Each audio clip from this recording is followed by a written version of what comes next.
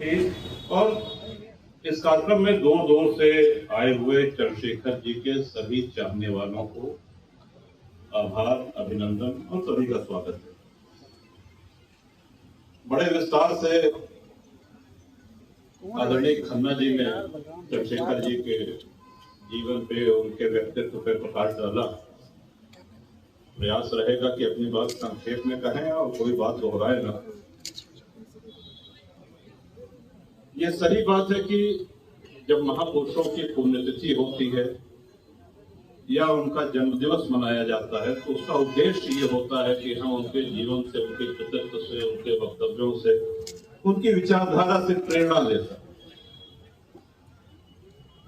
जीवन में और सार्वजनिक जीवन में आने वाले संकटों का निवारण कैसे हो, जनहित में कड़े कदम उठाएं बिना परिणाम की परवाह किए, इन सब की प्रेरणा हमको महापुरुषों के जीवन कृतित्व से मिलती है। आदरणीय चंद्रशेखर जी का बहुत स्नेह हमको प्राप्त हुआ। अपने आप को सौभाग्यशाली समझता हूं। और कोटा में जब जेल में थे तो कांटर जेल आए थे मिलने, उस समय प्रदेश प्रशासन ने मिलने नहीं दिया। बांदा जेल आए, वहां पर भी भेंट हुई चंद्रशेखर जी से बांदा जेल में, और अपने साथ कई पुस्तकें लेकर के आए। क्या पढ़ते हो, यही पूछा। उस समय श्री रामचरितमानस का अध्ययन कर रहे थे, वो बताया हमने। कई पुस्तकें उन्होंने दी जो आज हमारे लिए बड़ी अनमोल धरोहर है और उनकी स्मृति के रूप में बड़े अच्छे से संजो करके रखा हुआ है। राम गोविंद भाई से कोई खून का रिश्ता नहीं है, लेकिन पुत्र से भी अधिक अगर उनका स्नेह रहा तो श्री राम गोविंद जी के लिए रहा। और इन्होंने भी उसी भाव से हमेशा चंद्रशेखर जी को देखा, उनका साथ दिया, उनके साथ रहे। और जब वरिष्ठ नेता मिलते हैं तो इसी तरह के, राम गोविंद जी ने सुरेश जी को आमंत्रित किया समाजवादी पार्टी में, तो सबसे सराहनीय और अनुकरणीय आदरणीय सुरेश भाई का ये है कि 9 टर्म एक ही विधानसभा से जीते। आज के जातिवाद के युग में आप कल्पना करिए कि इनकी बिरादरी के कितने लोग वहां पे होंगे, लेकिन अपनी जनसेवा और अपने उपस्थिति के बल पे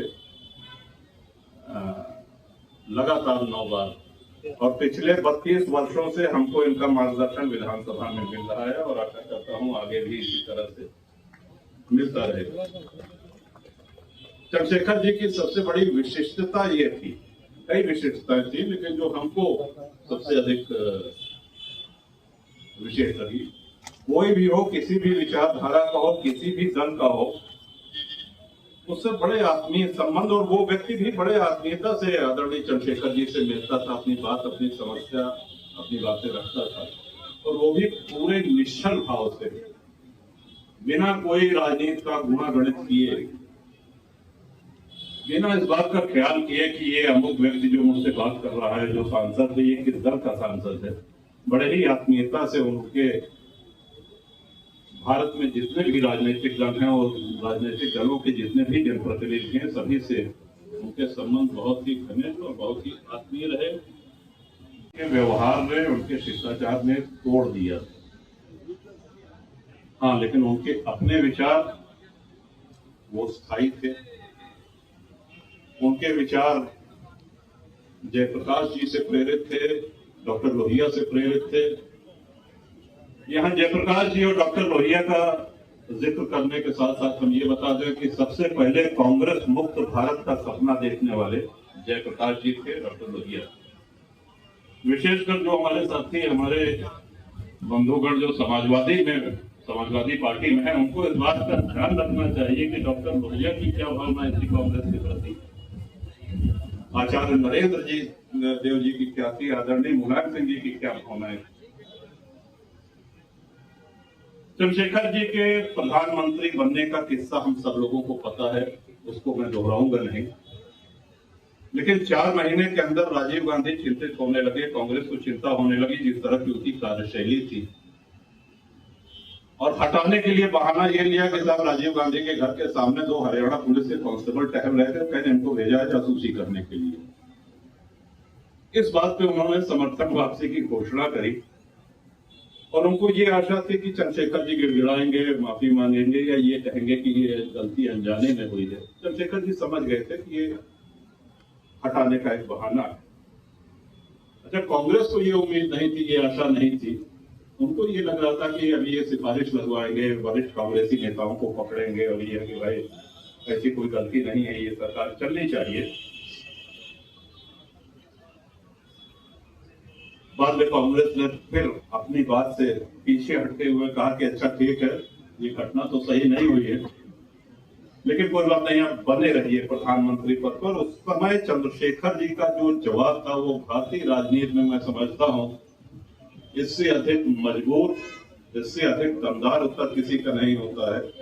उन्होंने एक शब्द कहा कि माउंट एवरेस्ट की चोटी फतेह की जाती है, माउंट एवरेस्ट पे घर नहीं बनाया जाता, घर नहीं बसाया जाता। और प्रधानमंत्री पद से उसी समय उन्होंने इस्तीफा दिया।